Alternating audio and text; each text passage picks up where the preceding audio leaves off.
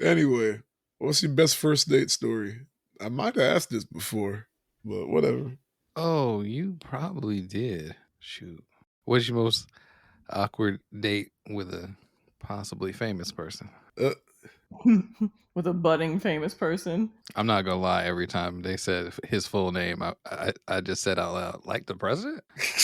Okay, so I'm glad it wasn't just me, right? I'm gonna get to we'll get to the moment where it really hit me and I was like, you so fucking dizzy, bro. And I'm talking about myself. But it's when we get into the movie, it's gonna happen.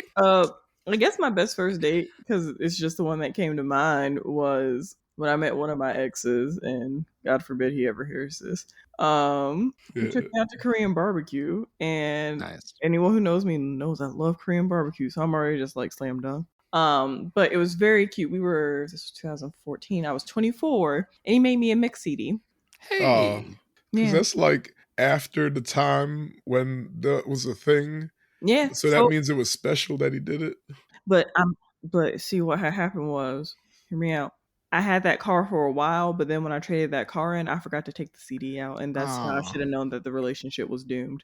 But he still gets like A for effort because again, that takes like who the fuck was burning a CD back in Where you got a 2000? CD burner from? Yeah. Where do you find that CD burner?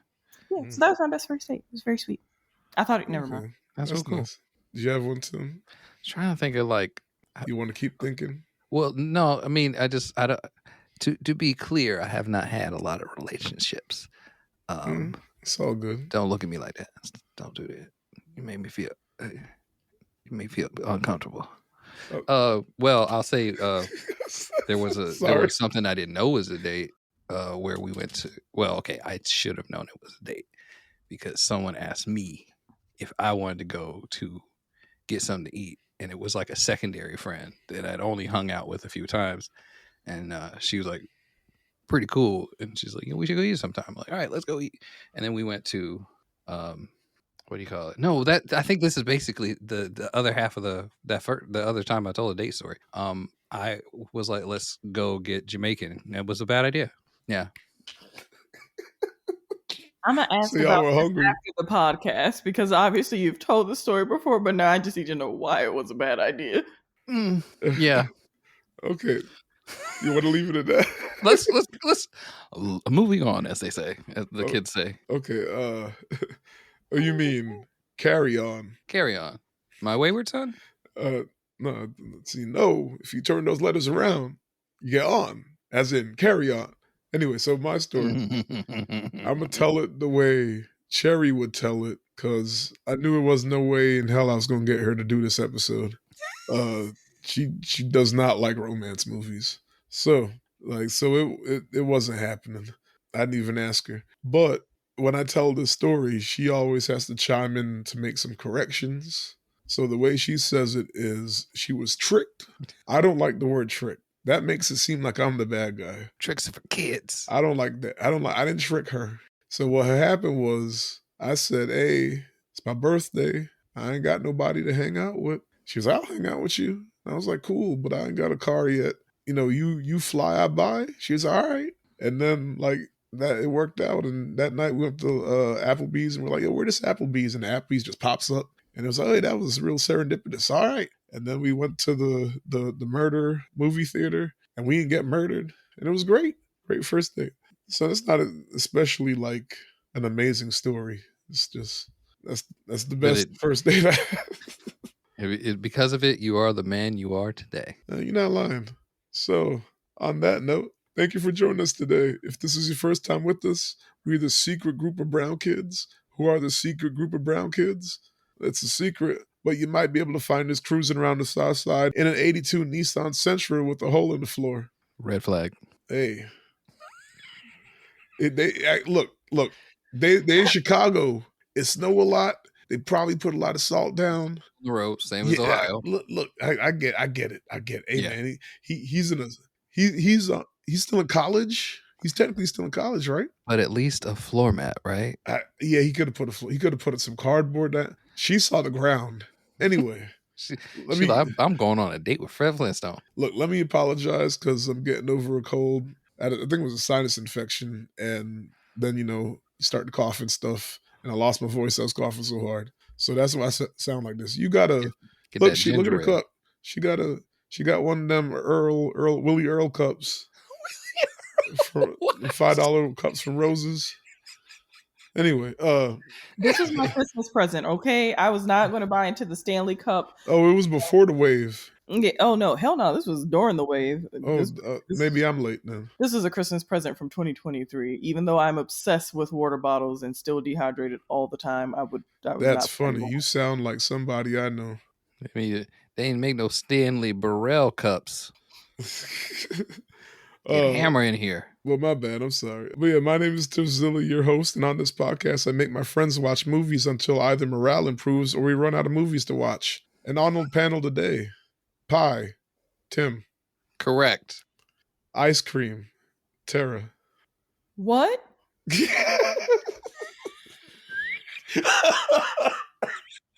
Oh, see, that goes to show. See, Tiff, this is why that message I sent you just is accurate.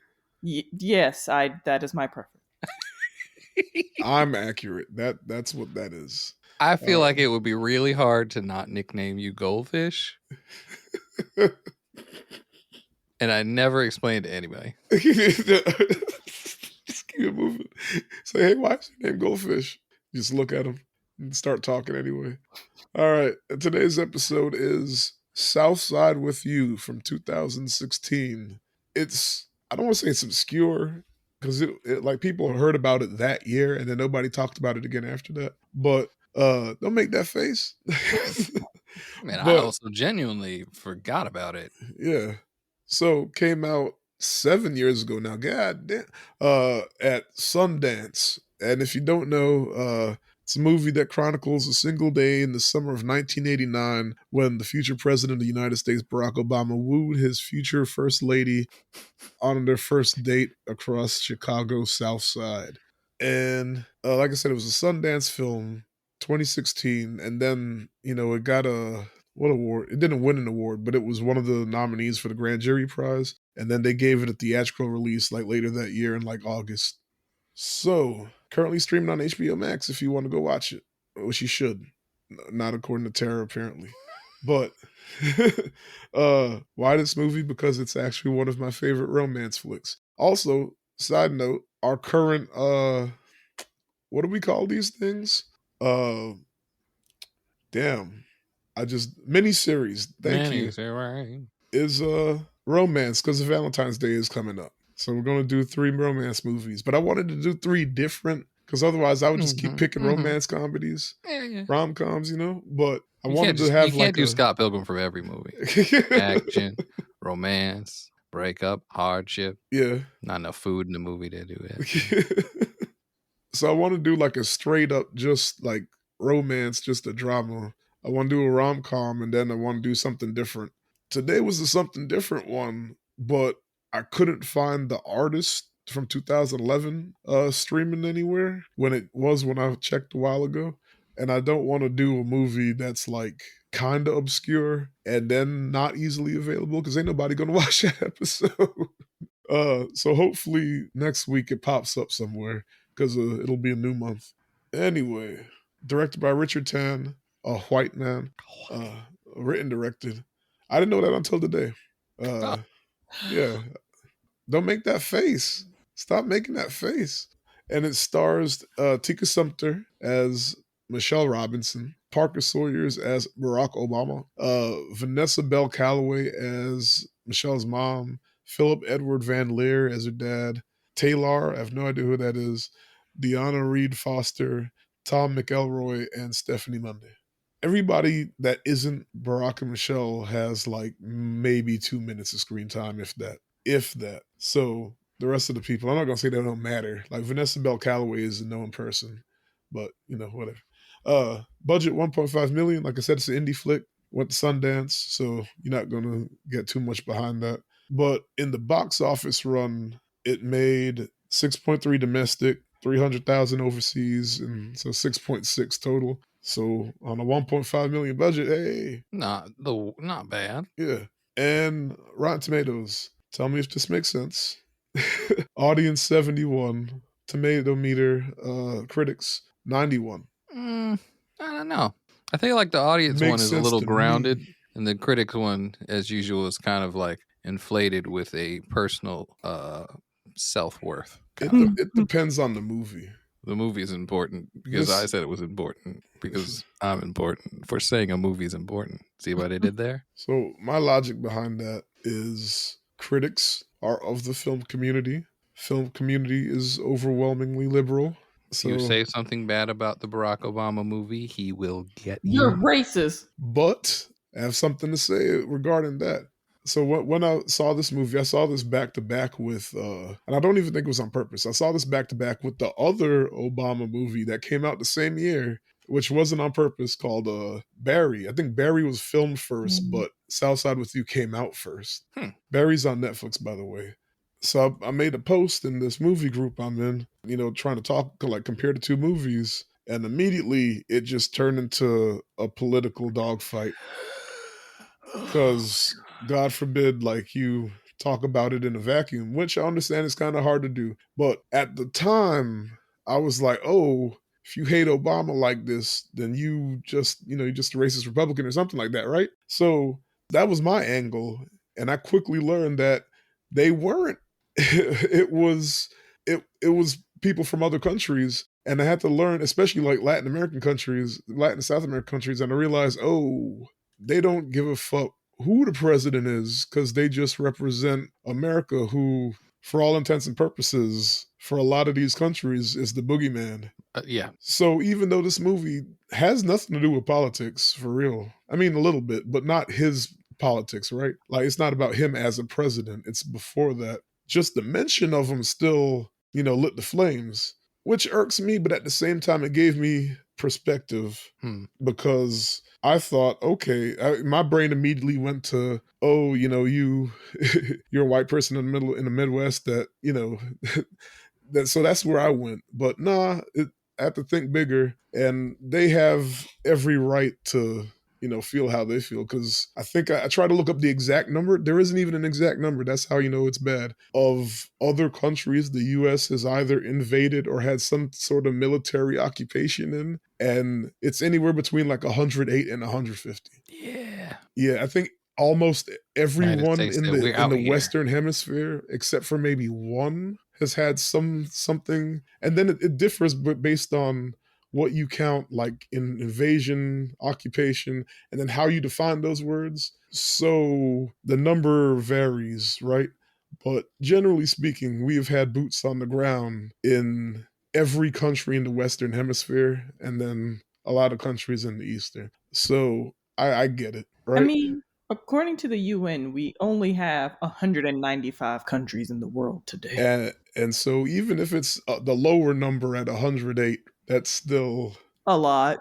And and not all of those are like, bad is subjective, but still, we've definitely done, at least in these countries where the people who were mad at me for making the post were from, we've definitely done some swarmy stuff in there. So I can't knock them. So I'm just putting out a disclaimer now. We just talking about this movie.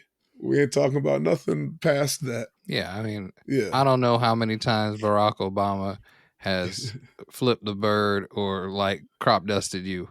Okay, Jesus Christ. Stefan, you're not gonna have no voice tomorrow. You're not gonna make it. It's all right. I ain't gotta do nothing. Or I think I got a Rotaku block episode to record tomorrow. I don't know. You depending on the anime, you can just hiss when you think something is good, or hiss when you think something is bad. You're not wrong. They'll be like, "This works."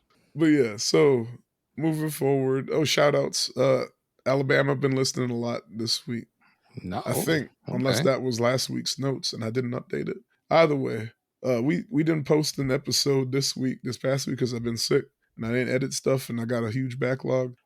So nobody really was listening this week. So it's probably on me. So I'm gonna shout out Naps. But I'm gonna remind y'all to listen to some, or like and subscribe to the podcast and all that stuff. So moving forward, we're gonna spoil the movie. Spoiler alert: they get married. Oh my gosh, and somebody becomes the president, right? Like that's a But the movie itself, once again, is just their first date. It's like, what's that movie? What's that Ethan Hawke movie that they all love? Before Sunset. Like it's just one little, event. So how do we feel about the movie? I'm gonna go with Tim since Terra already. You can't see what I see because this is a audio podcast. But Tara's in full cosplay and she's like tapping her fingers together like Monty Burns. She's the villain this episode. I'll just let you know now. But Tim, how do you feel? I guess the middle ground person. I like a movie that is concise and has very few characters but still tells a full story. 80 minutes. But I also feel like if this is accurate at all, it really makes Barack Obama as a person seem like, all right, he one of them dudes, huh? He's smooth. I can't even say smooth. He's smooth. Seem like the kind of guy be like, Tim, I see you're having a little trouble over here. Let me slip in here and talk to this lady. Yo, that's my wife. What are you doing? Why are you doing this right now? I mean, he won off of charisma. Like look at every he did not he went on Ellen and he didn't outdance her on purpose. He knew what he was doing. Look, anyway, Terra. This movie's terrible. What? And I hated it. It was so bad. I'm gonna be 100% honest. I didn't even finish it. I got so frustrated that I paused it and I went and like walked around the house. It was just like I was so close. We gotta put this in the stats somehow. She DNF'd the movie. I was like, I can't go. I can't finish it. So I started watching Guys Grocery Games. How far did you get? What? Tim's face. I had 10 more minutes left. Guys Grocery Games. 10 like minutes supermarket is the cherry on top. Well, more like the ice cream.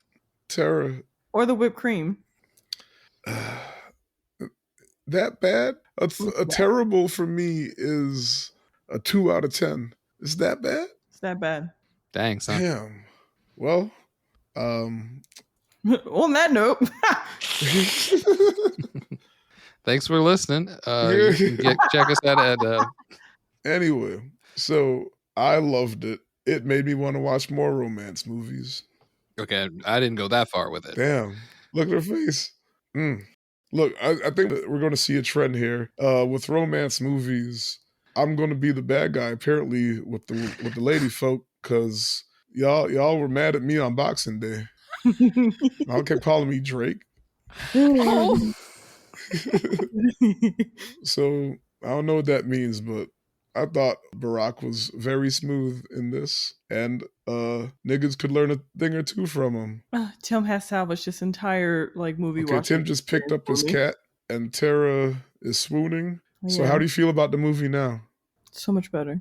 Like so much better. A 6 out of 10? Not sure what she wants. But hey, JK's gone. We're back down to a 2.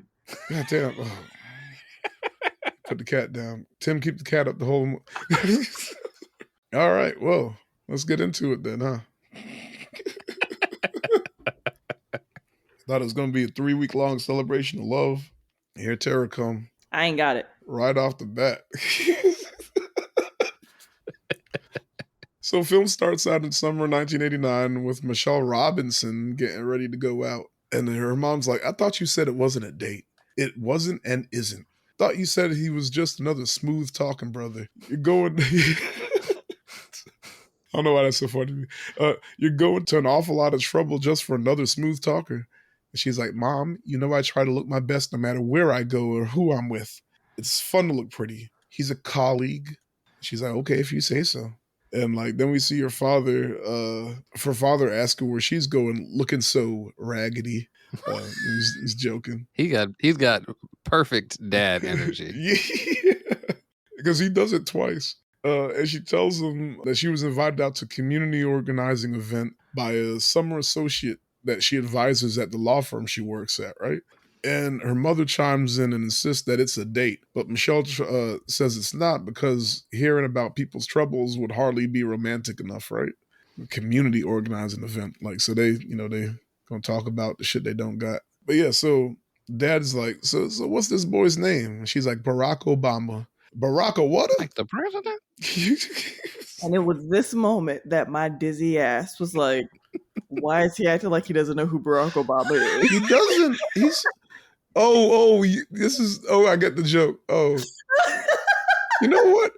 I'm gonna throw out your whole assessment now. No wonder you hate this movie. No wonder you hate this movie. You didn't know what year it was. Are you okay?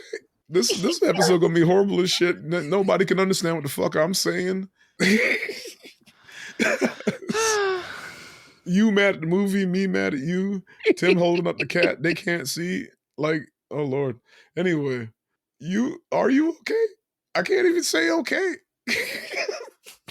For those wondering, my cat is a light gray tabby, but we have found that she has little orange highlights in her hair, meaning that she could be a calico or a highly diluted orange cat, which would explain a lot of her behavior. Got that one brain cell trying his best. Yes. Well, I don't know how often she gets the brain cell. Tim, you might got to take over this episode. Uh-oh.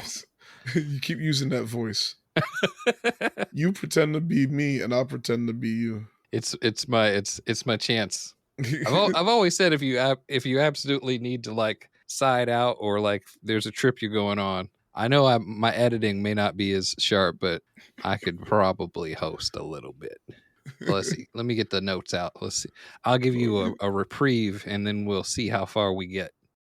Okay, so her parents are razzing her. Well, her mom seems a little too interested in her meeting anyway, honestly. Real talk, I was joking, but I'm interested to see where this is going, so I'm gonna let you. Like, yeah, I was saying her dad has real dad energy, and he says to her, "What's this boy's name?" She says, "Barack Obama." Barack what? Mom jumps in to say, "He's half white." And it's like, his father's from Kenya, his mother's white. So why isn't this a date? We work together. It's inappropriate. I agree with Michelle. It's not okay. Like, she's being grounded. I don't feel like she's in the wrong. You don't shit where you being eat. a lawyer. That's especially. And she makes her case a little later in the movie. She makes her case very clear multiple times. Yeah. Which is kind of why I'm like, Barack's one of those guys. One of those guys. But in a way, aren't we all that guy? No, we're not. So the scene, the whole time we're getting this is my moment. The scene is interspersed with Barack getting ready, which is a whole different ball game. He just like throwing a shirt over an undershirt, smoking cigarettes, kicking cans around his single man house. I mean, he's doing whatever. His mom comes up, his grandmother calls, and she's very white. I feel like you left that out. She is very white. Like, to the point to where she at one point is like, so what is she like? I'm like, well, she's nice. What does she look like? Grandma's trying to ask if she's black. Yeah. Which she probably could have done, but she's like, she's beating around the bush. Beating around the bush too much. But Barack decides. So go ahead. Oh, go ahead. Interject. So much so that he says she's of the quote blacker persuasion. Yeah. And that's also what I knew this movie was going downhill. No, it's funny. It's funny because he knew what she was getting at, and he wouldn't give it to her. So he was like, "Yeah, she's from the south side of Chicago. Yeah, he's trying to make her say it." But Barack jumps into his car to come over. It's the car that he normally would use to deliver his father's Kenyan tofu. Otherwise, it's just a work vehicle. He's heading over to her house to pick her up. He's drifting around a mountain. Gotta deliver my dad's tofu. Something I gotta do. It's a hatchback, by the way. Yeah, I think you nailed it. It's definitely a Nissan Sentra. I didn't look up what year it is. 82. I love the yellow color though. I liked it too. Mm-hmm. Yeah.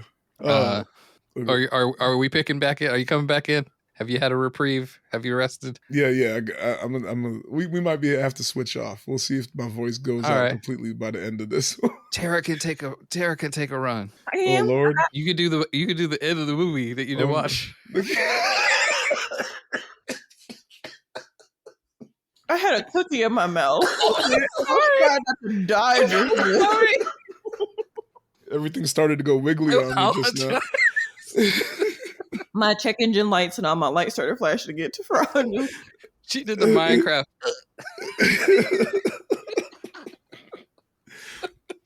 But yeah, I actually have a Barack Obama impression. We haven't had a movie where I had a good impression in a while, and I can't even do it right. Anyway, so Barack arrives at Michelle's house to pick her up. You're late. I was hoping you didn't notice. You like it. Don't make that face. Look, dude, you go out on this date, or you going out on a date, he show up a little late, and he smiles at you. He's like, I hope you didn't notice. But like, anyway, I'm gonna let you. So, and she's like, it's okay. I expected it. You were late your first day at work. Damn. He's like, you noticed that too? And she's like, yeah, I'm your advisor. I'm supposed to notice. This bro was late his first day at work. I understand. I don't think I've ever been late my first day at work, but I get it. Because look, I've never been late my first day, but I after a month, Wait, I'm so late you telling me every day. You telling me Barack Obama, he over here with mixed people time? Look. Son. Matt Kenyon said, I'm here. Look.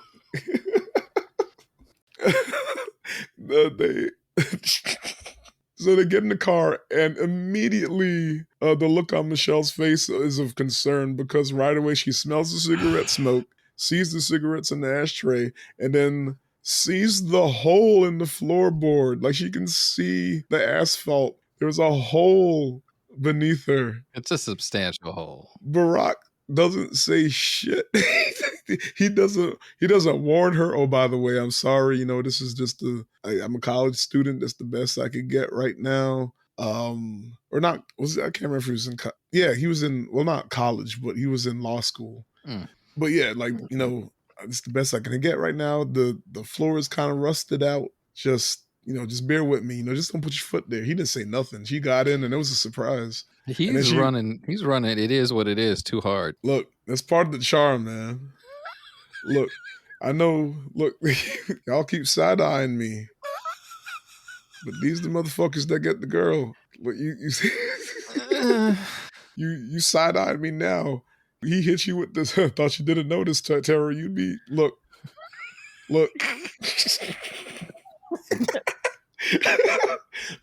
So next scene, we're walking and chatting about work, or they're walking and chatting about work, and they stop by a guy selling cassettes, and Barack asks if she's sure it wasn't the law firm that she was frustrated with, and like Michelle deflects, right, and she goes, shouldn't we be getting to this meeting?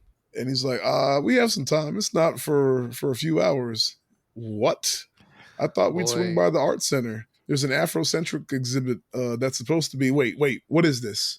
I mean, taking at face value, that's a pretty existential question, Michelle. I love this part because they're like out lawyering each other. Anyway, and she's like, I mean, what happened to the meeting? And he's like, it doesn't start until 4, so I thought we'd see some paintings, maybe grab a bite to eat. I mean, we don't have to. And she goes, Barack, you seem like a really sweet guy, but how many times do I have to tell you we're not going out together? And he goes, well, Michelle, thank you for saying that. You seem like a really sweet girl, but I have to correct you. We are, in fact, out, and we are, in fact, together. Semantics, man. Look, she goes, but not on a date. This is not a date. Well, it doesn't have to be. And she goes, Barack, I don't want it to be. And he goes, usually women I meet are willing to look past my hideous appearance and get to know the real me. And she's like, if I thought you were hideous, I wouldn't have set you up with Gina. Gina's very attractive. And he goes, now that's true. Gina is very attractive. He hit her with the neg. Look, and she's like, this is not a date. So I don't know why whoever decided to write this wanted to like give homage to Drake or something. That's what this reminds me of. If Drake were like, I don't know, Drake and Obama. Y'all keep going to Drake. I'm saying he got the girl though. I get that his approach, like, she said, oh, this ain't like, she didn't say one. she said it's not a date. She didn't say take me home. She didn't say stop. She didn't say I'm leaving. She said this is not a date. And he's like, all right, it's not a date. But Well, it could be if you want. And she's like, nope, it's not a date. He's all right. Well, we don't keep going then. And they went to the museum. So he sees something. Sometimes you see that little that light at the end of the tunnel, and you got to keep walking. So less Drake and more Brian McKnight. Don't go there. But still too much. Brian McKnight abandoned his first children, got with another woman. They have a baby, and he named the baby the same thing he named it. Look, don't go. Nah, y'all going the wrong direction. Okay. I was just thinking of lyrical content because he just has no breaks. Oh, I got you. Yeah. Do I ever cross your mind anytime? Motherfucker, we broke up. Stop calling me. Well, on that note, let's start back at 1. Would you rather me do, what's the other one? I show you how it works, whatever. Anyway. Well, I'm just saying, she didn't say take me home. She still wanted to be there. She just didn't want to call it a date. See, this is what happened to you when that movie group was what happened to you. Look, I learned a lot about myself doing this podcast. Anyway, I'm just saying. I'm just saying. She didn't say take me home. She still wanted to be there. And he knew. Sometimes you know when somebody like you and you're like, got him. They got a hard exterior. Like, look, this I'm lonely on my birthday. I ain't got nobody to hang out with on my birthday. I'll only give him one concession. Obviously we don't know how based in reality most of this is with the white writer, but apparently every single thing happened and is true. Maybe not the verbiage down to the verbiage, but all the events happened except for the meeting was on a different date, and he scooted it to the first date. But everything else, yeah. I'll give non-canonical Barack Obama I'll give him this. I'll give him this specific thing. If he knew he wasn't going to be working there after the summer and he wanted to sort of put himself out there before he went back to law school, because they're not in the same state. Yeah. I understand to some degree. I just think it's very heavy-handed and slightly insincere at times when it could be very much, hey, I wasn't sure if I would have a shot, and I'm moving back to go to law school. I won't be working here anymore. Maybe we go out sometime. Smash. That's the angle he should have been working is, okay, I'm only here he says it at some point that I'm only here for the summer, but she kept saying that we are associates. And he's like, well, I'm not really an associate.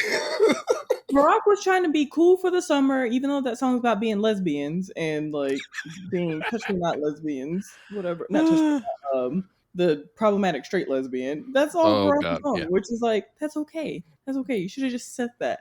But see, you're thinking that my problem with this movie is Barack, and it's actually not. Surprisingly, did you notice what my name is today? I saw it. Oh no, that doesn't help either. I was gonna let that. That's maybe I'm the villain in this movie then, because you ain't. When you get to it, when you go to explain that, I'll let you explain it on your own terms. I have a rebuttal, but I'm gonna let you. Yeah, which might get me in trouble now that I think about it, but it is what it is. Just don't let T2 listen to this. It'll be fine. Anyway, and they go back and forth, right? And it turns into Michelle telling him that she holds herself to a higher standard because she's a woman surrounded by men and she's black. And it wouldn't look good to see her with the first cute black boy that comes along at the firm. And she's working hard to beat them people's expectations, right? And after all that, like I actually summarized that part, but she talked for a while. And like after all that, Barack goes, so you think I'm cute? Michelle sighs and settles with, it's not a date. And like they continue to the art center. He's cooler than me because my ass would have said, did y'all hire ugly black dudes before?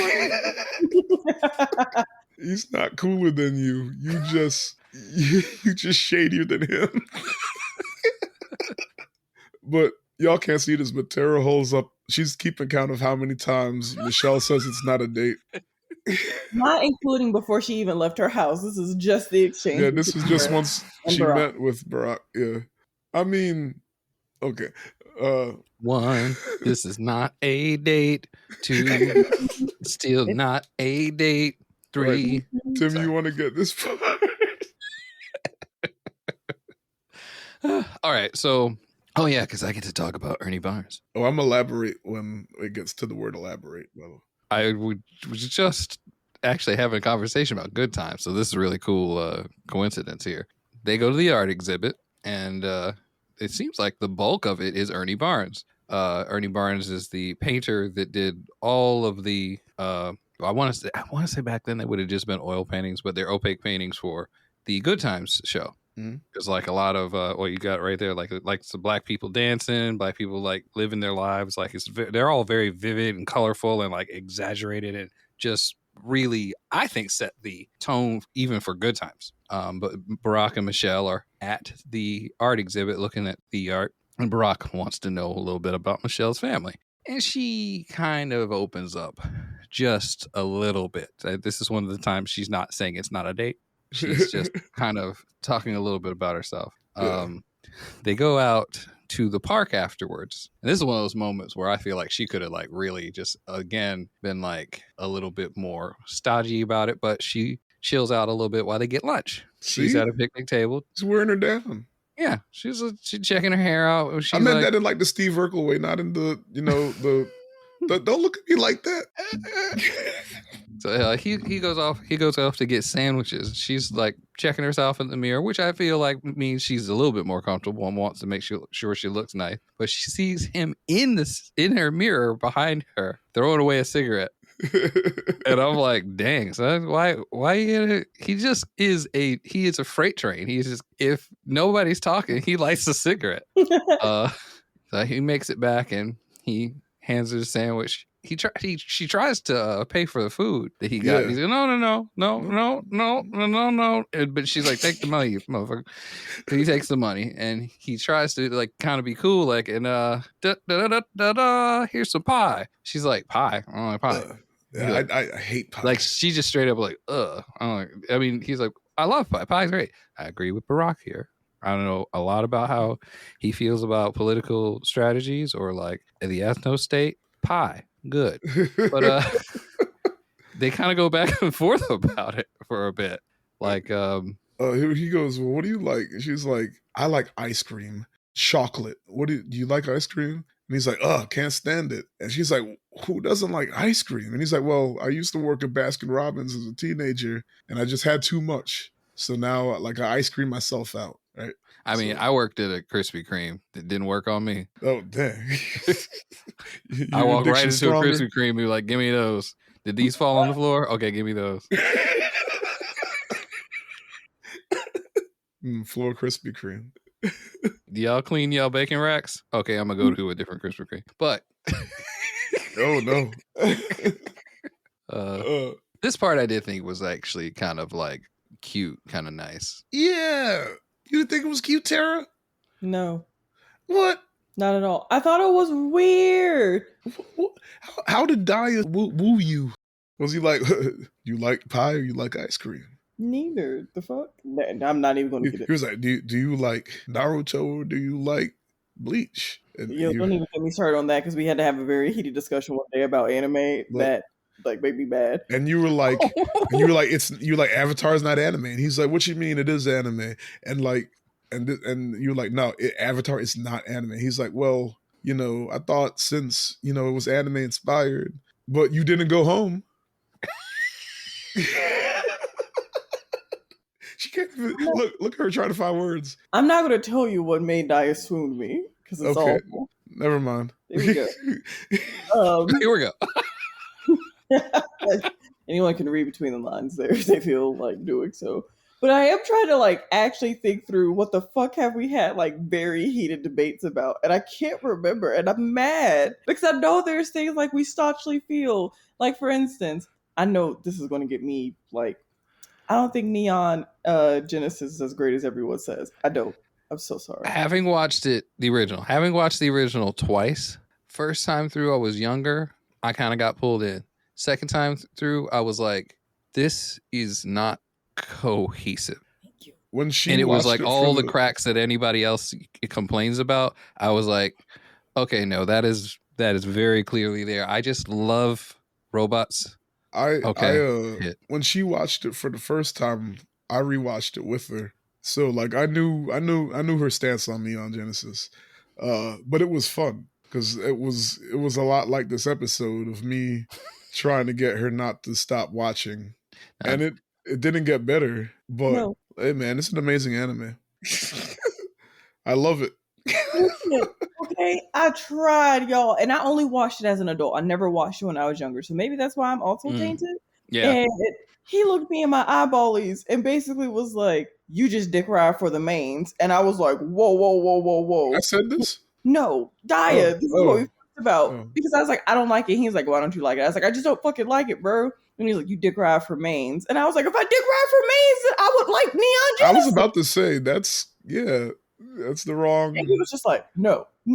So like, it led to silence time between the two of us because I got so fucking mad. Regardless of how that happens later on in this movie, I don't know if you got that far though. You know what? That he's right. Yep. Regardless of what anybody says about Evangelion, I still feel like Misato got the raw deal. Hey. But that's true. But that's not why we're here. Anyway, I just didn't like that. I wonder if that's why I like older women. Anyway, damn dog. I'm sorry. No, the whole exchange was just weird. Like, obviously, having these little cutesy conversations, like Android versus iPhone, which is not a cute conversation or whatever. It is just, it's how it was acted. That's my problem. It was good acting. Tika Sumter, she got NAACP and Gotham nominations. But I don't know that their chemistry in this was that great. Y'all crazy. Look, at the end, I know she didn't see the end, but did you see the end? It was, we'll get to it. I mean, it works. I won't say it doesn't work, but it's also... They don't have chemistry until the meeting. After the meeting, then that magic starts to happen. I could kind of see that. And then you got to wonder how much of that was like master plan shit. Like was he like masterminding the whole, like, look, I'm gonna bring her around to this meeting where my black aunties absolutely love me and see if they can pull her in. That's rough. Diabolical. Oh, I forgot about a goofy thing that while they were at the art museum. What's that? They kind of talked about themselves a little bit more, and she's like, "Yeah, I speak French," and he's like, oh, "Tish, that's French." He just Gomez Adams right out in public. I was like, "Boy, calm down." Yeah, what the fuck? You didn't peg me as the type to speak French. What did you expect? What does that mean? Like, what? Whoa! That was a hard R. Whoa, hard R alert. That's what it felt like. You really don't like this movie. I might have said the same thing when Sherry told me she spoke French.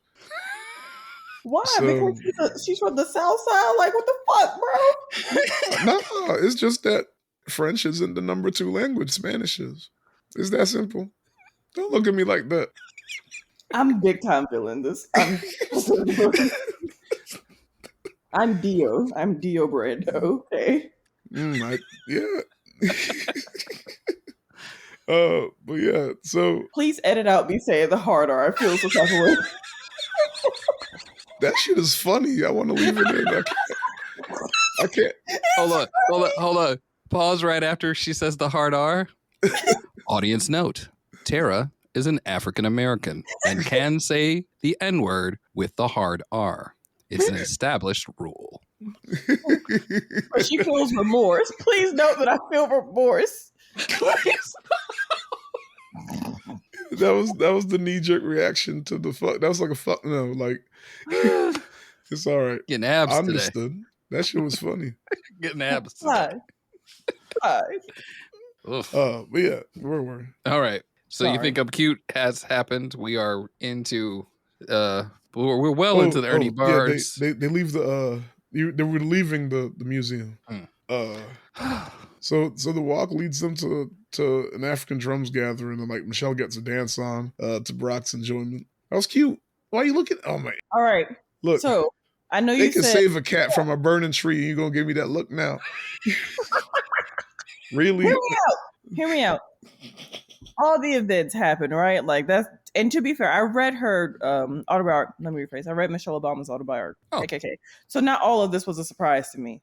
Did they really like find this little African dance tribe group thing? I legit don't remember if that's real or not. Just drum circle out of nowhere. Yeah, it said everything that happened in the movie happened. A drum circle out of nowhere, y'all. I've heard of white ones do that. Park and there's just people doing shit? Yeah. Magically on the first date that's in a movie? In a This park? is one of those moments where Isn't I felt it, like I don't know Chicago, right? Is this Hyde Park? Like, isn't that the place where just shit just be happening? I don't know, but this is one of those moments where when Tim was like, I felt like we shouldn't be there. I shouldn't have been there. It was so cringe.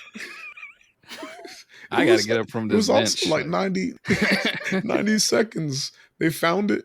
They pulled her in. She started dancing, and Brock smiled. Girl, you mean to tell me a little random girl came up to Michelle Obama and just smiled and like pulled her head in? That's the energy she got. Let that silence fill the room, everyone, please. Okay. If you watch it, just somehow let me know how you felt about that scene. Warning: watch this movie the way Brown Kids Kareem romance movie wrap-ups are gonna get weird. You watch this movie the way Kareem watched Rebel Moon. He was calling out everything. He was like, "That's an ugly horse." I'm like, "It's space, nigga." Like, he was like, "What was up with her haircut?" I was like, "Man, it's space." She was the only girl on a ship full of military men. She got the same haircut, Kareem. He's like, You was probably thinking to yourself, Kareem, could you go cook something? Don't you got something to cut up? I know you making dinner, man.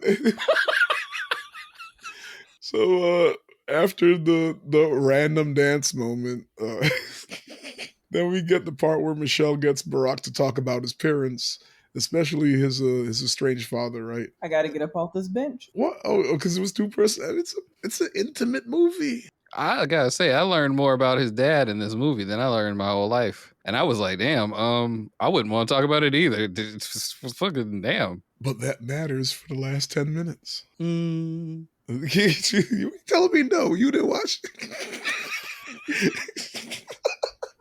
She was like, well. You're never going to let me watch a movie again. You're never going to let me watch. Oh, no. I want you to watch more intimate movies. So it's going to be, did you watch the last 10 minutes? Fuck you, bro. Like, I'm going to make those two white guys listen to this one. I'm going to make them, you got to listen to this one. We just talked about it today at the dog park. They're going to be like, uh-oh, this one going to be good. Hard R. What'd you think about the episode? I don't know what I can say. So yeah, so they finally get back in the car to head to the meeting, finally, right? Because it's not a date. And in there, we hear a radio commercial for Spike Lee's Do the Right Thing. And like things get heated when they start talking about racism because he brought up how a colleague at work who said the movie was racist towards white people. And he kind of tried to downplay it, or kind of tried to downplay it when Michelle starts talking about being being two different people around these white people at work. And like that turns into a conversation about hypocrisy working at a corporate law firm when they don't quite fit in there. Like, you know, Michelle has to pretend to be somebody else there. And then Barack's ideals don't line up with these corporate lawyers who, like, they're defending the interests of corporations, right? And here's a guy that's like for the people at a law firm, even though just for the summer, defending corporations. And Michelle agrees with the stuff he agrees with, right? I mean, we don't get there yet, but it's in line with his beliefs too, but she's also there. So that's when it kind of gets interesting on that level. And like after the rest of the ride was in silence, because like I said, it got heated. And then they arrive at the meeting and two women, aunties, they greeting them and immediately start acting like Michelle is his girlfriend, right? And one of them even says, like, she was happy that it was finally his sister, which is wild because I don't think he dated any white women in Chicago, but it made me think about how after I started dating Sherry, I think it was like 2009, I went back to the place I worked at in high school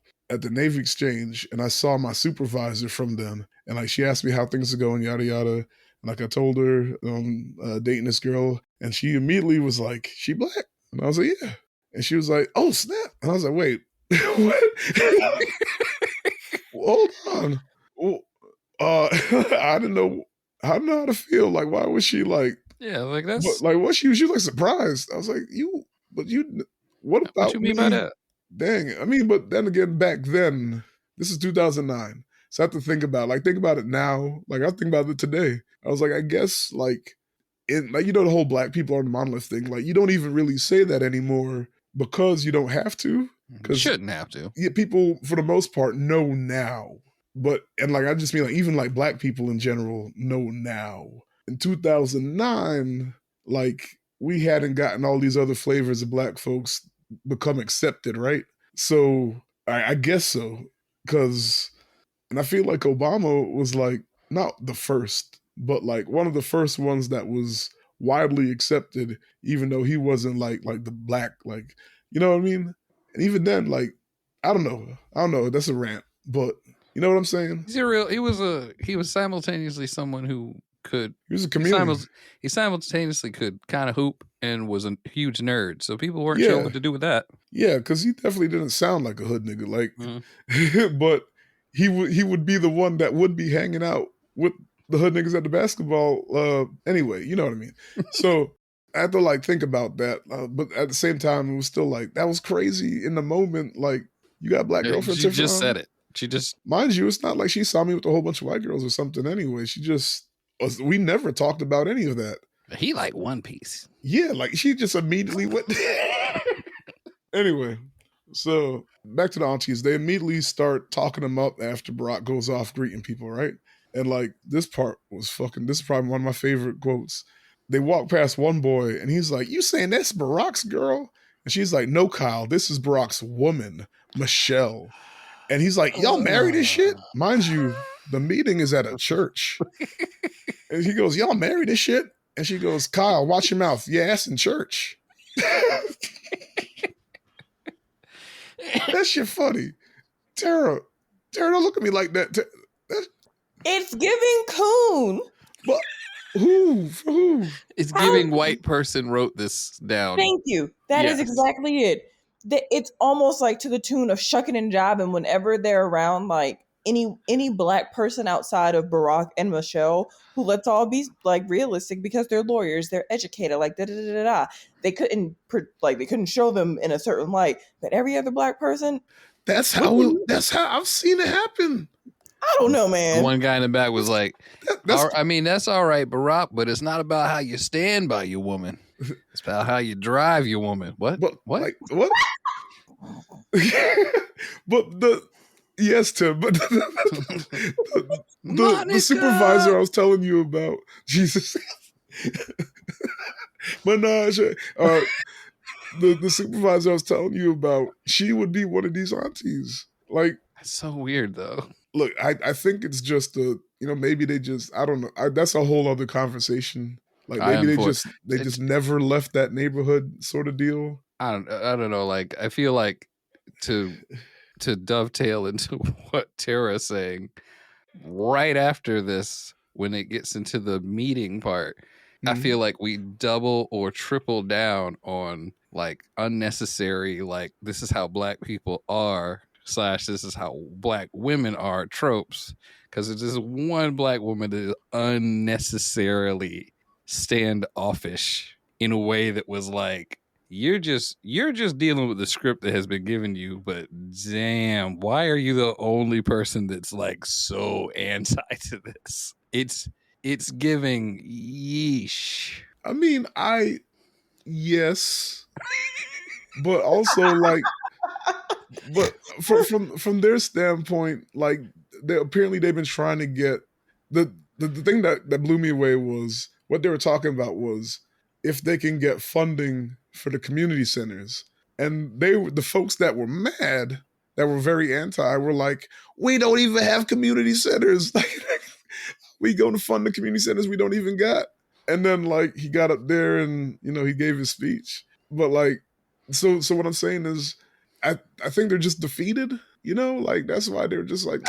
I've had to do like a couple of like community things. I had a short stint in the local Democratic Party, and I know there are times when people get like kind of fed up, but in most cases, someone is as frustrated as her just doesn't come to the meetings anymore. Yeah, but there's yes, but there's a part of them. Sometimes they still go, or at least for a little bit before they completely give up. Like this would be the meeting where if they didn't feel anything afterwards, they ain't coming to the next one. But like part of them still hopes to like. That's why they're there. There's still something in them, But at the same time, they're just over it. So it's like talking to them is like talking to a brick wall. And that's like I said, we ain't gonna really get into politics on this, but we understand.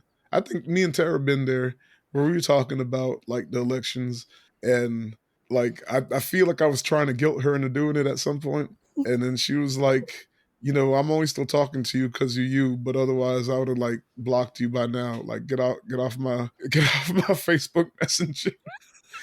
Terra got her hand up, and I just can't help but like I want high five. It was perfect timing. She was just. Yeah, like I'm not gonna tell you like what we were talking. You can probably figure out what we were talking about, but I was like, no, it's just a word. If you turn those letters around. All right, I'm sorry, Terra. No, it's okay. Fuck, why did I write that? Oh, okay, now I remember. Tim, so you said you've been involved in a little bit of politics and whatever. I have one question for you. When you've done these community event things, did y'all ever do a chant at the end magically? Like no, there were way more white people at the one I was at. Okay, yeah. I would expect there to definitely be like chanting then. And what I don't even what this community, this whole area is like quasi-religious. So if it had been anything, it would have been like, let's do a prayer. But it's almost never that at left-leaning stuff because everybody's like, all right, everybody's got their own thing. We don't be like saying prayer if there's Muslims here. Now, on the other side of the state, in Asheville, they're doing those chants. They're like doing a meditation. They're doing whatever. It's just like, I would just like if y'all just that 5 minutes that it takes y'all to get that chant going or do a meditation circle or lick crystals or something. I feel like that extra 5 minutes would be a good time for me to point out that the black people didn't get to talk. No, I just thought it was crazy how magically there's a little, we have to, I forgot exactly what the words were because obviously, it was like commit on or whatever. And I was just like, yeah, carry on. I was like, you have to be shitting me right now. Mm-hmm. I feel like I'm in the Fresh Prince of Bel-Air or something. I don't know. I feel I could be completely wrong. Here we go. I'm about to be made to be the villain. I'm just saying I feel like this was written in like to be like referential to like something that really happened, like one of his speeches or something. Like this probably happened in real life in a different way, in like a more public, like one that we saw on TV or something. I'm gonna see if I can get what's the word I'm looking for? A poll from people that live in Southside Chicago and be like, hey, community chants. Like, is that a thing? You get a chant going and everybody like keeps it going until the drum people come back. And then he's just like, well, my name's Aberry and I'd like to say hello. I am trying not to break down into tears from laughing right now, like instantaneously. Look, I think I still got it in me. Say hello to my wife, Michelle, my daughter, Sasha, Malia, and Bo. That was a dog, right, Bo? That's that's Joe's. That's Joe Dog. No, Bo was theirs. Oh, no, you're right. Yeah, because Bo passed away. Mm-hmm. Rest in peace, I don't really like ice cream. I only eat it because Joe eats it. Do you guys ever see that, a literal campaign thing where he and Joe are like stopping at an ice cream place? Joe Biden gets 2 ice cream cones, turns to Barack Obama and goes, "You gonna get any?" I was like, bitch. When he says ice cream, he's not fucking around. I remember. There are photos where Joe Biden is double fisting ice cream with his sunglasses on. Like, that's how he consumes it. They need a whole ice cream. They need a whole ice cream up when he gives his speeches and be like, wrap it up. Is that fudge ripple? I'll be right there. America. think he has like ice cream time, like the British got tea. Anyway. But in his speech, Barack, like, he says something and he goes, I learned that from a friend. And like he like winks and I don't think he actually winks at Michelle, but he looks at her. But it was a winking moment, right? Like, because he probably like look that moment, right? I don't know if there's a word for this, but like if you're on stage and you're speaking or you're doing your thing, Tim, is there a word for like I was at a comedy show and it was Hannibal Buress and we were front and center, right? And he had me laughing so hard I started to cry. And like he looked at me and he winked and it was like a got him moment.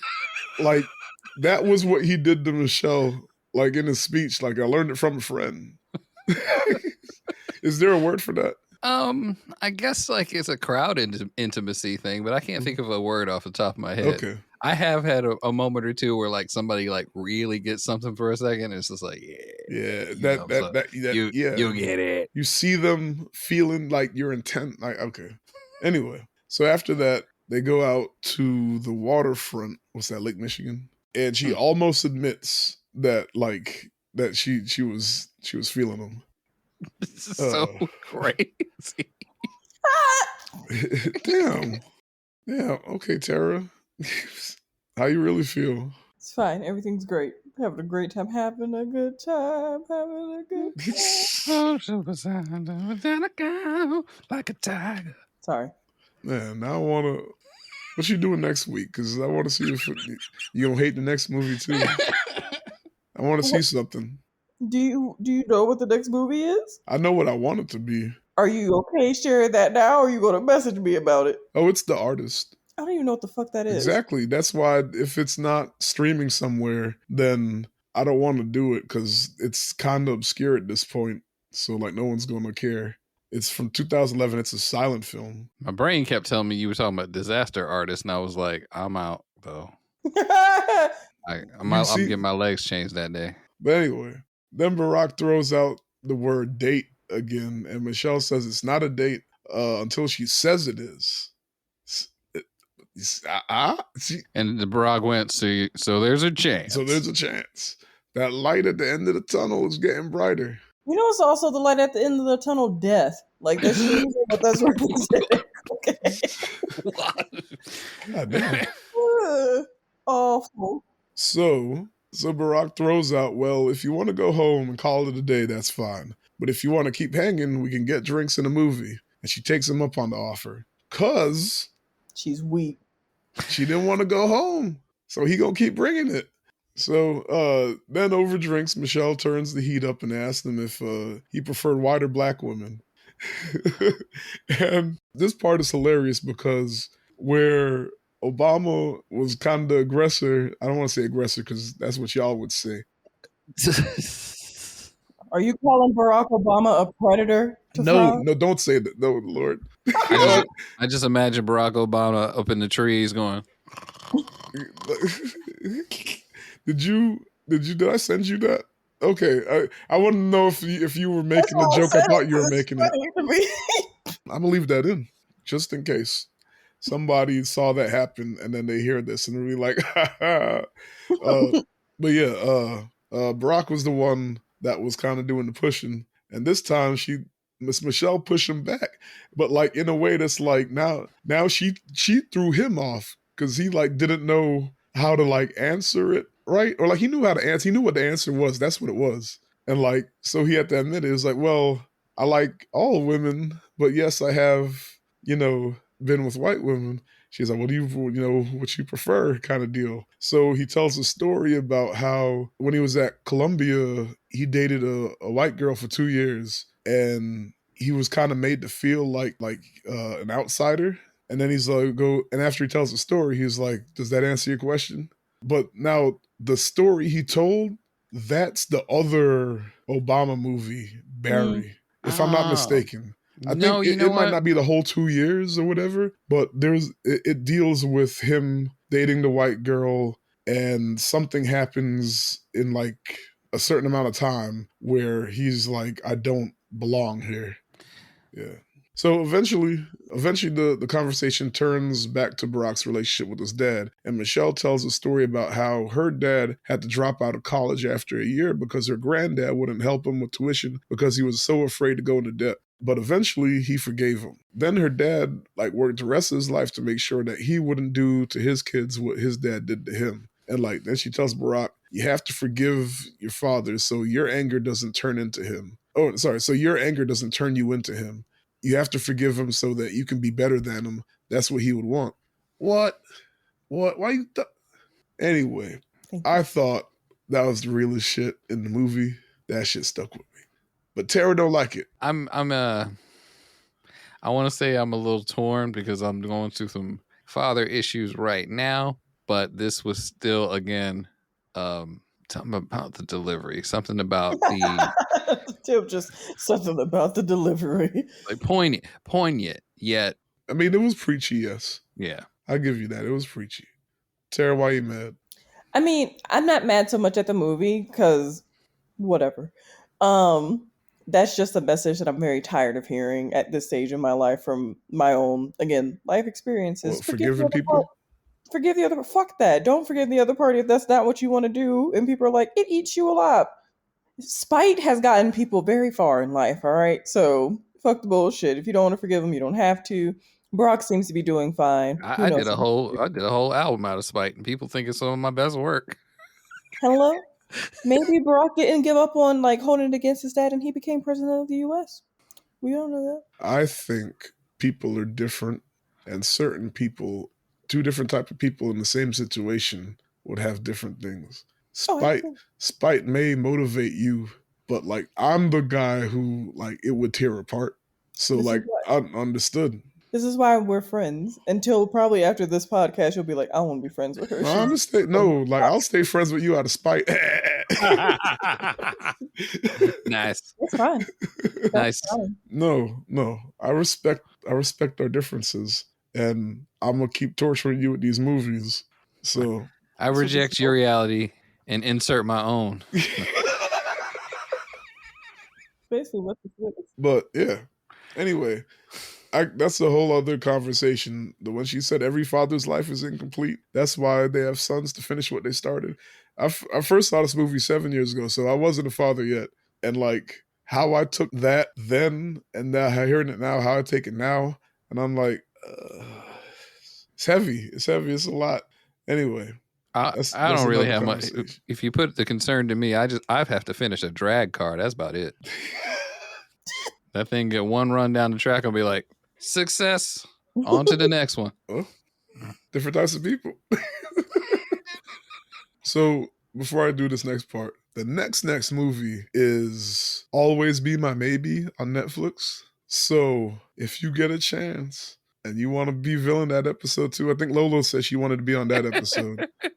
I'm just letting you know. Y'all could gang up on me on that episode too if you want, like you did Boxing Day. I enjoyed Boxing Day as a movie, though. I know. It was just good movie. It was all of the Drake references. So, Tiffra, I know you're Drake. You ain't shit either. Why you keep defending him? I mean, were you wrong for defending him? Yes, but I might have been. It's all right. I might have been. You're like, it is what it is. I'm also defending smooth talking Barack, non-canonical. Yeah, non-canonical Barack. But yeah, so now it cuts to the next scene, and they're at the movies watching Do the Right Thing, specifically the scene where the cops kill Radio Raheem, right? And after the movie lets out, one of the law firm's partners, Avery, spots Michelle. He says he recognized her because of her height. Yeah. I don't know what that's what I mean. But it's one of those things where it was like, I knew it was you because of your big broad shoulders. Right? It's fucked up, but I can't specifically explain why it's fucked up. I just know coming from you, it's fucked up. Mm-hmm. You bitch. And it was like, hold up. Anyway. Michelle, I knew it was you because you're so articulate. Yeah. It was along those lines. So he asked her if she was there alone, and she said she was with a friend. but she had to go because she like this is the situation she did not want, right? Then he asked her like what she think of the movie, and she was like, "Oh, I liked it." And because she had manners, like she was trying to go, but then she was like, "Okay, I should ask him what he thought too." And then he goes, "Compelling, though the ending was puzzling and more than a little infuriating." Then Barack comes strolling out, and it's funny because it was really quick. But when he said that, his wife was looking at Michelle, and like her face reacted to Michelle's face, but the wife never speaks. So like, or she does, but she's Just barely. inconsequential. Yeah, but like you see the wife catch Michelle's reaction, but he doesn't catch it. I just thought that was neat to point out. So like, was that a man thing? Anyway, I mean, Avery. he not looking at nobody. Yeah, For he not real. looking at. Yeah, he already didn't really want to be talking to her. He clearly like looks through her anyway, because Obama comes strolling out, and like even how he greets him, "Ha, Barry," uh, and he's like, "Wife, this is the young associate I was telling you about." And like Michelle goes, "We just came from a community meeting that we attended as colleagues and friends, and we thought it would be a good idea to stop and see the movie since it's something everybody was talking about." His response is like, "Okay, like, thank you for that illuminating explanation." Thanks, fam. Say less. Yeah, and then he goes back to talking to Barack, and like Avery tells Barack the ending made him angry, but Barack explains a different perspective, saying Mookie actually saved Sal's life at the end by breaking the window and that won over Avery, right? And he was like, "Oh, this is why I love talking I'd to you." never thought of that Yeah, before. yeah. And then like Avery goes to Michelle. Michelle, make sure you treat him real good. We want him sticking around. And like that line like upset the shit out of her. And after Avery and his wife walks off, Barack tells Michelle, "I only said that to make Avery feel better. Mookie threw that trash can because he was fucking angry." And Michelle goes like she's angry right now. Barack goes, "Coincidence seeing him here, right? That's wild." And she's like, "It wasn't a coincidence. It was cosmic justice. I knew damn well going out with you was the wrong thing to do, pun intended. And don't even try to convince me otherwise, Barack, because there's nothing you can say." And he's like, "Nothing. I can tell you that Avery doesn't give a hoot about seeing the two of us out." And she goes, "Make sure you treat him real good. That was not okay, Barack, by any measure. That was smarmy. You don't think that was laced with anything? You don't think he meant anything by that?" And he's like, "Maybe not." And she goes, "First thing Monday morning, he's going to spread this around the office. None of this would have happened if you respected boundaries I laid out, but you refused. You didn't respect our working relationship. And now that's all there's going to be." And like they kept going for a little bit, but the whole baby party ended, right? Like, do y'all know that saying, or is that like a Caribbean thing? Oh, I've heard that before. Okay. I didn't know it was a Caribbean thing. I think I said that before, and I wasn't afterwards. I was like, nobody, like, y'all, like I forgot who was on the episode, but like I couldn't tell the reaction, so I was like, "Oh, maybe they didn't understand what the hell that meant." Anyway, so no more happy fun times, right? So then in the car, they're driving in silence, but like not the happy silence, like the awkward "we just had a fight" silence. And we see the car pull up somewhere, but the camera doesn't reveal where yet. And Michelle scoffs, and she's like, "I don't want any." And like Barack gets out and shuts the door. And then the camera turns. Who said I was getting Coke for you? The camera turns, and they're at a Baskin Robbins, and he's buying ice cream. So going back to the ice cream versus pie conversation. Come on, Terra. Terra, this is cute. I know you already stopped watching at this point, but this is cute. I got hit in the back of the head today with cowtails over people trying to be cute. Okay. Like the candy? So today was just not the... Maybe you would have liked this movie if we watched it yesterday. No, he was being cute. Because like he was putting something in the trunk of the car, and because I was driving around, he threw the cowtails at me. So like, but I'm mad. Like, I'm mad. I'm out here being told treat him nicely.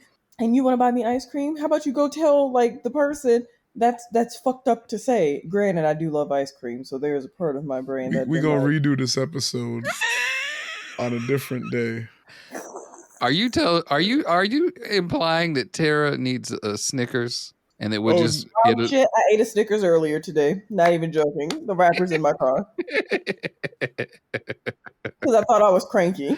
And so I was like, I'm gonna eat the Snickers to see if it helps. Apparently, it did. Dang, this movie didn't stand a chance then, Terra. Oh. You know what? I forgive you. Thank you. Dang. Thank you, Next time I don't like to pry, so I wasn't gonna dig, but I'm gonna just check your temperature. Be like, all right, you know what? We gonna do a anime comedy. See that instead. So poor Barack didn't stand a chance. You the whole from the jump, you were like, fuck this nigga. I'm sorry, hard art. No, Oh, I what? was intrigued. I was willing to ride this out, and the longer I kept watching, the more I legit was just like, "This is hell." Look, as soon as you saw that hole in the seat, you were like, he Check out. didn't Check stand out a the chance. hole so big, I could just be like, "I'm gonna barrel roll out the car from the bottom." Thank you. um, it was huge. It was huge. So he bought her ice cream. And like Barack looks back at her through the window and like the anger starts to fade from Michelle. And like she gets out the car and like she takes the chocolate cone from him and they go for a walk in silence. But it's the good silence now. She's eating He's the ice cream made cone. it's an effort, but It's it's never. also like, all right, boy. I mean, but it worked though, because they get to a bench and like Barack takes her hand and they sit down together. Like she's still eating ice cream cone and she leans in and she's like, "You want some?" And he's like, "Sure." And he kisses her. Hey, Terra, look at you. I see it. I see. If he worked that move on you, you'd be like, I mean, I just really like chocolate ice cream though. So I mean, I would have ate it anyway. But I see it. I see it. First of all, so And first, I want to specify. She leaned in first. He didn't keep on. He bought her the ice I cream and mean, that was it. that is technically her. That's her move in a way. Yeah. Yep. yeah, Look, that's fine. She opted into that. But to me, first kisses are always very awkward. Yes, Like it doesn't matter absolutely. who. So I'm just saying it wasn't him pushing up on her because that apparently not. They're fine in theory. Like in real life application. They're, they're sitting there about to eat ice cream, and next comes on Oh no! do. Did you watch Leave the World Behind? Yes. Oh, that's the joke. Oh my goodness! I was like, no, they're not. Michelle starts dancing like Elaine from Seinfeld. Oh hey baby, do your little dance. Oh man. Anyway, so the movie ends with Michelle at home sitting and smiling, and Baraka in his home sitting down to smoke and read, and in the same position as Michelle though. Like the shot is framed the same way, and Barack closes his book and he looks to his left and he just smiles, and then it cuts to Michelle staring off to the right and smiling, and like cinematically that was beautiful, and that's the final shot. That's Barack thinking to himself, I don't know how I pulled that one off. right. He's like, man, the ice cream really worked. So You're like, damn, I'm smooth. But old Barry still got it. Works in New York, Harvard, and Chicago. All right. Something I like to call perseverance. Look, I had hope in the darkest hour. She wasn't talking to me anymore. I messed up, but no is just the word. No. So, what was your favorite aspect of the film, Terra? The music. Damn. Good Well, music. it was nice. Yeah. Good See, music. I came up with a positive, goddammit. I thought and everything. I came up with a positive. Good. Okay. I said you had to say one nice thing about the movie, and you did. So, mission accomplished. Indeed. Sorry, that's Bush, not Obama. Yes, but sorry, no politics. Tim? Like I said, they did a lot with very few characters, and I like when a movie is able to like navigate without adding a ton of people. There are Korean dramas sometimes where in the first 8 minutes you meet 22 people, and every single one of them is like pivotal to the like storyline to an eighth. and you never know. I call it character roulette because if you didn't watch the opening, like if you didn't pay attention to the opening, if you didn't watch like the previews, you don't know which characters it's gonna come back to and go, that's the main one. They will just kind of be like, this is a fireman, and this is a guy who works at the hospital. This guy delivers food.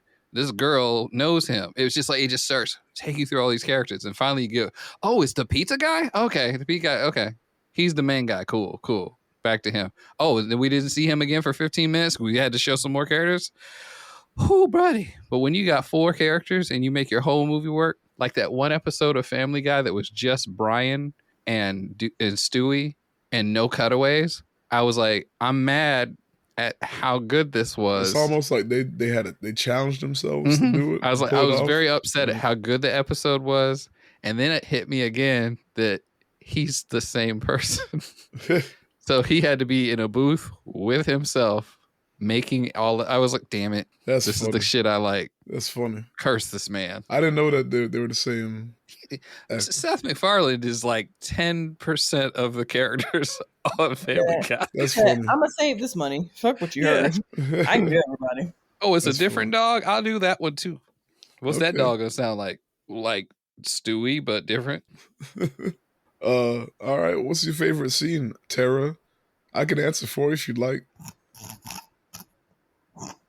It's the last 10 minutes that you didn't watch. They're great. I'm sorry. I'm leaving you alone. Do I have a favorite scene? See, I'm bullying you because I didn't let you off with the music comment. I don't think I have a favorite scene. Okay, well, that's an answer too. Tim, I feel like the entire buildup of the two of them getting ready for the date set things up really cool, and I think I again forgot one of the things I made a note about. When he gets to the house, she's just like, "Hi, you're late." All of that was really good, but the one part that I always forget was when he straight up goes, "You live here by yourself?" He took that joint as, what a creepy stalker. I'm pretty sure Barack was saying, "You can afford this shit? They don't pay me that." That's right. That's exactly the way I feel like it was intended. That's how I read it too. Because like she looked like, "Why are you asking about me?" He was shocked. She clearly was like, she was like, "Why are you asking me these questions?" And he was just like, "Dang, I'm not getting paid that." And it was a regular ass house. Yeah, it was a regular house. You know, he lived in a hovel, right? Yeah, I mean, his car got a hole in it. That couch, that chair he was sitting in probably came from the alley. He had to fight a dog for it. That's why it had the blanket on it. It was covering a hole in the couch. Back off, Cujo. Barry needs a place to sit and read and smoke. Oh man, it honestly was probably just already furnished a room since he's just there for the summer. Yeah. Favorite quote? I didn't answer any of these questions now that I think about it. Yeah. Oops. What about you, sir? My favorite aspect was I thought it was a lovely romance. It made my heart warm. Like there's one part where, or at the speech that y'all hate. No, not the speech. I'm sorry, at the museum. After they stop talking and there's just shots of them just walking around looking at stuff. There's a part where he like looks at her and then he catches her looking at him and then she looks away. It's like little things like that I thought was so cute. I'm sappy. Leave me alone. Redo the whole movie with Ryan Gosling and Emma Stone. Lord. And call it Chicago Weekend. Change nothing about the movie. A lot of people be like, "Wow, that banged." It won an Oscar. Yeah, absolutely won an Oscar. And my favorite scene would probably be definitely the museum, like the museum and then the walk together. It's like I don't know. Yeah. So like anytime I think like the thing that pops in my head is 65 episode. When my favorite scene was just them walking and bonding and like starting to like the walls starting to come down. Like I like that. But yeah, so y'all got a quote? Because I got a quote. If y'all don't got a quote, that's fine. I guess I already said mine. Oh yeah. This is your house? You live here by yourself? Mine is definitely freaking Kyle. I know y'all did not like that one. But I'm sorry, that shit was funny to me. You saying this Barack's girl? No, I'm saying this Barack's woman. Y'all married this shit? Kyle, watch your mouth. You ass in church. I don't know what that says about me, but yeah, get that old man from Color Purple to deliver the line. Watch your mouth. Your ass is in church.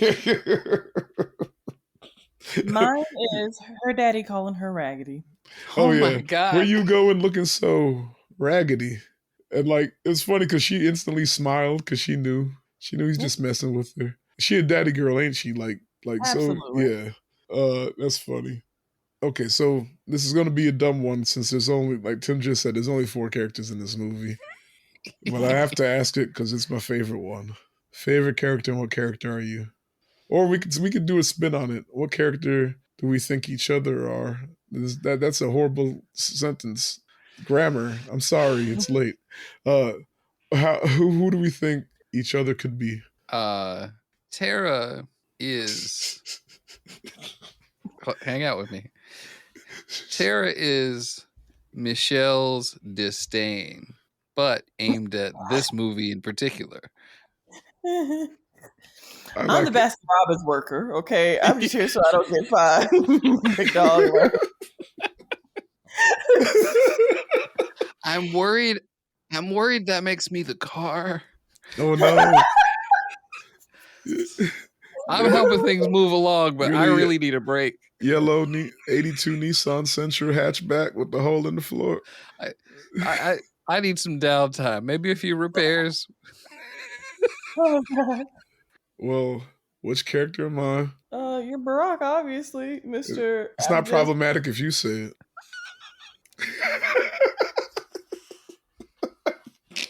Oh God.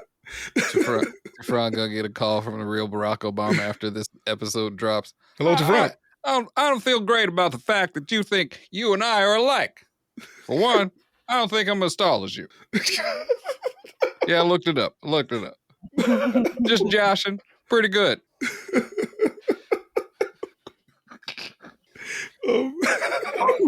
Call me when you do the Barry movie. Let me be on that joint with you. I'll bring Joe. Oh, no. He won't know where we're at. Oh, man. Joe Biden, like, I'm tired, boss. I'm tired, boss. He's asleep right now. I had to mute myself because of how much I like. That's creepy. I'm sorry. Yeah, so final thoughts, anything we don't already say. Let's go ahead and wrap it up. That's your final thought, the look that people can't see? What makes it so good because y'all can see it, and so there's just a certain there's just like a certain level of stank to it, if you will, because like I feel like people will be able to feel the way so the silk and you've got the throw on. You I don't want you to get you. So you look like the friar from Hunchback of Notre Dame. No, yes, you are accidentally emulating him. I've been wanting to make the joke the whole time. Remember when I said you look like the villain this episode, and like it's very much. I was like, hold on, let me chill before like. You gotta sing a song about how. You gotta sing a song about how like a woman is like so hot you fucked up about it. Oh God. That's funny to me. I'd like to think you knew what you were doing. No, actually, this is just how I exist at home. I'm not even kidding. Just like bonnet on and oversized snuggie thing. My lipstick is just because I went out earlier today, but otherwise. Let's see. So I will try and be as brief as possible with my synopsis. Yeah. So my name right now for this podcast is Robot Michelle Obama. And the reason that that's my name is because the way that it was acted, they made her seem to be just like the most stuck up, pretentious, somehow also extremely ignorant. I did not like the way that she was acted. And it's making me wonder, is like anyone who plays Michelle Obama cursed, like to not have a great performance? Because when you think about it, Viola Davis, she did her. And she got who is a phenomenal actress that we all can agree on. She ran through the mud playing Michelle. This Michelle impersonation. Hold up. You said Viola Davis. Yeah, they're cursed. I feel like this is a cursed I thought role. that was just, I thought literally was only because she was doing the mouth. Because in that conversation, I was like, Tika Sumpter, I thought, I mean, counterpoint to you, I thought Tika Sumpter did good, but I was like, she didn't do the mouth at all. But Viola Davis kept doing the mouth. That's a good point, because she just really did do the expression. I thought it was I thought it was just the mouth. And they're like, yo, Viola. I saw one meme that said Viola Davis going to hell for this. And I was like, oh, Lord, what the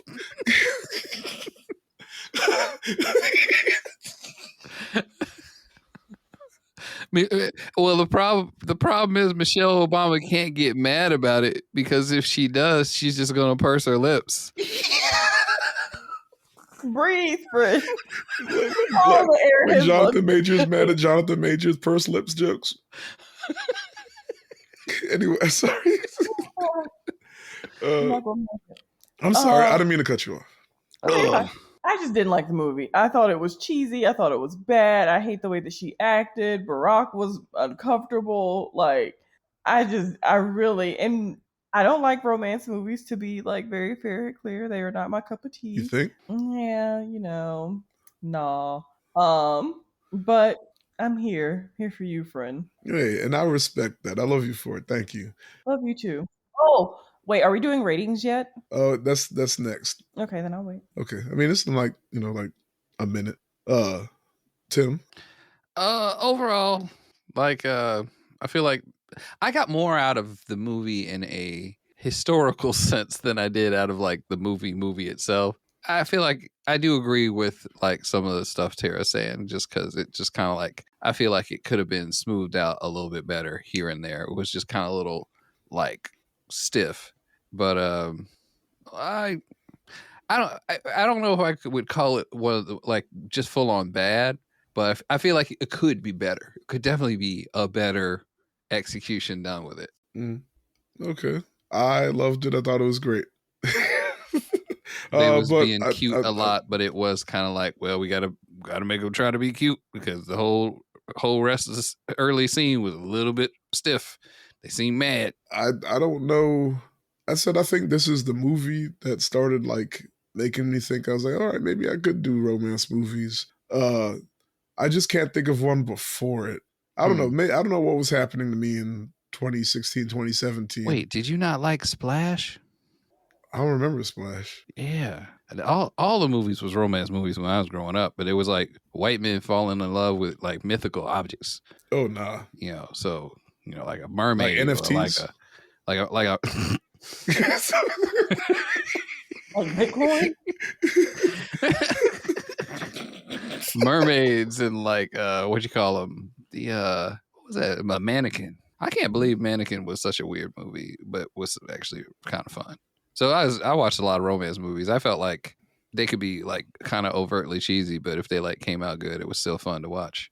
I think something comes with like life experience, because I didn't even like love songs until after like I was like married. Like, see, I love me a love song. So you love love songs, but you don't love love movies or romance movies. Absolutely not. Interesting. Because that kind of breaks my hypothesis anyway. I hate love. Anyway, maybe you're just an outlier and I just need to leave that alone. Or maybe people are just different. Next time y'all get together, Tefron gonna like be just mind his own business. Terra gonna stab him. Stop making me watch the movies. Yeah, I forgot what I was saying. I obviously I like the movie, but yeah, life experience. For me, I've always watched any type of movie, but they didn't all hit the same way until like certain points in my life. Like now, you show me a movie with like a dad figure and a kid figure. Like I'm, look, right? Before, like I said, I didn't really care about like love songs until after I learned what love was. You know what I mean? So like same thing with like romance movies. At some point, I was like, oh, this is like, I could see the forest for the trees, and I was like, oh, this is sweet. Like I told you, like my favorite part was just the little looks that they were giving each other and stuff. Before I didn't give a shit about any of that. And this was just one of the first movies where I recognized that change in myself. So maybe I'm biased. So there's that. But Life anyway, finds ratings. a way. Yeah. What's your rating, Tim? Okay, the ratings. If I knew somebody who was really into lovey-dovey romance movies but liked a little bit of history, and I thought it would be funny to watch them get uncomfortable, I would recommend this. And I would like to watch them watch the movie and question why I was like so intent on seeing their reaction. Overall, not a movie I would probably have to recommend too often. I don't think, because I feel like the people who would watch it, but I wouldn't necessarily tell somebody. I know the people I would tell not to watch it for sure. Like, oh, you like that Nolans? You like them Nolans? Back off. You like Revenge of the Fallen? Take a walk. Also, kick rocks. Terra. In rating this movie, since I'm going to stick with my Naruto ratings, I'm giving it a Karen. We could go without. Pretty useless. Not really here for it. They try and make it more important or like make it pivotal to tie in, and we could still just like not. I don't even remember Karen. That's the glasses, Exactly. right? Yes. See, both of you are just like, what? Who? This movie could have been a what and who. Mm-hmm. I remember glasses, but only because of how very little Is there that was about. It post was like, what was the episode point of that? 300 Shippuden? Or is that pre-episode 300 Shippuden? Hold on, you do yours, and I'll let you know her first appearance. All right. I forgot to say in my disclaimer in the beginning of the episode that this is seen through. Now, this actually sounds kind of fucked up now to think about it. I was going to say this movie is kind of seen through the lens of the. I can't. I gotta cut this part. I was going to say this movie is seen through the lens of the black community, but a white dude wrote and directed it. And but it was in reference. It was in reference to like the Latin American folks who got mad at me for bringing the shit up. So I was trying to say like how black folks in general adore the Obamas. And generally speaking, yeah, you got like like the I forgot what their name is, but them niggas that like he didn't do shit for black people and where my reparations at, like those guys. But generally speaking, black people adore the Obamas. So it was seen through that lens, but maybe it's more specifically a white liberal lens also, or just a lens of folks who just like Obama. But if you just already don't like Obama, then you probably shouldn't watch this movie. You talking about like seeing through the coon eye for the black guy? Jesus Christ. Anyway. I gave this a 8. Go ahead. She appears in episode 115. Okay, so I just forgot her then. All right. So I gave this an 8 out of 10. I thought it was a great movie. And already said enough about it. I would buy the DVD if I could, but I don't think I've ever come across it. I'm sure there's some version out there I could find. You know what, friend? I'll buy that for you for Christmas or something this year. I will. I feel like that's a spite gift. Like it's not, but like it's like, here, take this and remember what you did to me. Remember me. Every time you look at your DVD shelf and you see this, remember that time you forced me to watch this shit. Nation. God. All right. I'd like to remind the people who have made it this far in the episode that it was a 91.71 Rotten Tomatoes. I just want to put that out. Anyway, sign off. Y'all got any plugs? Same old. Keep an eye on the D&D Sluggers Patreon. Actually, if you're a subscriber to the Bandcamp, you may get a surprise that I don't want to spoil until I know what I'm doing in the next 2 weeks. It is a Bandcamp exclusive. That's the first time I'm going to give that a try before I just give up, put myself in a hole in the ground. Keep an eye on the Bandcamp if you're a subscriber. It could be a cool thing. It could also be terrible, but don't worry. Keep your eyes out. D&D Sluggers, not the baseball team. It's one guy, not several dudes who are possibly ex-criminals. Oops. I mean, but still, I don't know. They look kind of tough. The D&D sluggers, the other D&D sluggers look real tough. Like if you had to pick, pick, baseball team. The baseball team, they look tough. Your old dude. Well, I'm like, no. He the only crime the other dude that used to be in the band is guilty of is not living for himself. Got you. Understand. But I appreciate everybody that comes through that too. All right, Terra. You know me, just here so I don't get fined. Shout out to Chili's for these Southwestern egg rolls that I'm about to eat. Yo, yeah, I'm so excited. A classic. Truly, like, ugh. Otherwise, yeah. Sorry, I'm a little raw this episode to the point where I'm like, Fred, please, like, put me in a good light. But that's all I got. It's okay. Even the villains of the episode are usually, I'm gonna say, fan favorites. I don't know. There's people who listen to this podcast. I have a persona that's supposed to be the nice friend. That was me trying to think who was the nice friend on this podcast. You. I mean, to me.